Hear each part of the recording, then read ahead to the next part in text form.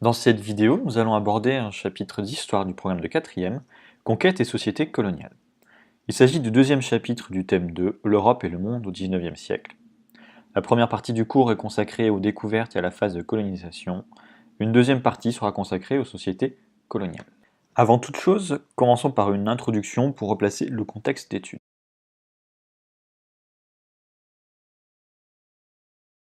Sur cette frise chronologique, nous pouvons voir que la colonisation est un phénomène français, mais aussi européen, puisqu'il touche également le Royaume-Uni ou la Belgique. Dans un précédent chapitre, nous avons vu que l'Europe connaissait dès la fin du XVIIIe siècle une révolution industrielle ou industrialisation. Celle-ci s'accompagne de nombreuses innovations technologiques. L'exploitation du charbon et l'invention de la machine à vapeur permettent le développement de transports, comme le train ou le bateau à vapeur, autrement appelé steamer. L'industrialisation apporte également des améliorations dans d'autres domaines, notamment la santé et l'alimentation. La population se porte donc mieux, la natalité augmente alors que la mortalité diminue. La population augmente ainsi rapidement, passant de 195 millions en 1800 à 422 millions en 1900. Ce rapide développement économique, technologique et démographique permet aux explorateurs européens de parcourir le monde. Des expéditions vont être menées dans des régions encore peu connues, les pôles, l'Afrique et l'Asie. Plusieurs objectifs sont invoqués pour justifier ces expéditions. On cherche des matières premières à exploiter, on cherche également de nouveaux marchés pour vendre les produits manufacturés qui sortent en nombre des usines européennes, on envoie des missionnaires pour convertir ces peuples, enfin, on établit des bases navales stratégiques pour être présent dans tous les océans. À la fin du XIXe siècle, vers les années 1870, l'Europe est marquée par la montée des nationalismes. Des peuples européens se soulèvent au nom de leur nation.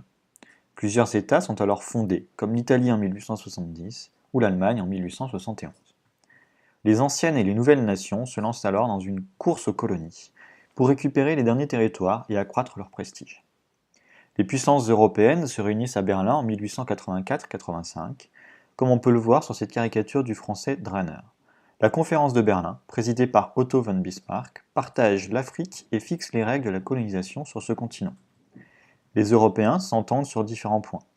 Un pays installé sur la côte peut s'étendre à l'intérieur des terres comme il le souhaite, jusqu'à rencontrer une autre puissance européenne. De même, il suffit d'être présent militairement sur un territoire pour en faire une colonie. On va s'attarder un peu sur l'exploration de l'Afrique. On peut voir sur cette carte que les principales puissances européennes sont présentes en Afrique. On observe également que les territoires connus sont essentiellement les littoraux. Dès les années 1850, les Européens commencent à explorer et coloniser l'intérieur du continent, notamment en remontant le cours des fleuves. Pierre Savorgnan de Brazza, officier explorateur français, explore le golfe de Guinée et la région du Congo. La capitale du Congo porte d'ailleurs le nom de cet explorateur puisqu'il s'agit encore aujourd'hui de Brazzaville. Dans ce tableau, on peut voir que les explorateurs sont d'une nationalité différente, ici française et anglaise, occupent des fonctions différentes, militaires ou bien pasteurs, et explorent ces régions pour des raisons différentes. Explorer des terres tout simplement, convertir les populations locales, ou encore trouver des territoires permettant d'accroître le prestige de leur nation. Une fois explorées, les terres sont colonisées par des puissances européennes. De manière générale, cette colonisation se fait dans la violence, par la guerre. Ces conquêtes sont facilitées par le fait que les pays européens sont supérieurs aux territoires colonisés dans les domaines militaires et navals. De plus, les peuples indigènes, c'est-à-dire ceux qui vivent sur le territoire que l'on veut prendre, sont très peu armés et divisés politiquement. Il n'existe pas d'État suffisamment puissant pour arrêter les Européens. Au début de la colonisation, des révoltes éclatent souvent. Celles-ci sont généralement réprimées violemment. La course aux colonies évoquée précédemment et la volonté d'accroître sans cesse le prestige de la nation entraînent parfois des conflits entre les États européens. En effet, ceux-ci se disputent les dernières miettes, en Afrique par exemple. On peut citer les crises franco-allemandes de 1905 et 1911 à propos du Maroc, qui font l'objet de caricatures comme celle que vous voyez à présent. Voici la carte des empires coloniaux en 1914. Pour rappel, un empire colonial est composé de la métropole, c'est-à-dire de la puissance colonisatrice, et de ses possessions, c'est-à-dire les colonies qu'elle possède. On peut voir que la France et le Royaume-Uni ont de puissants empires coloniaux. En effet, le Royaume-Uni possède un empire de 32 millions de km² pour 400 millions d'habitants.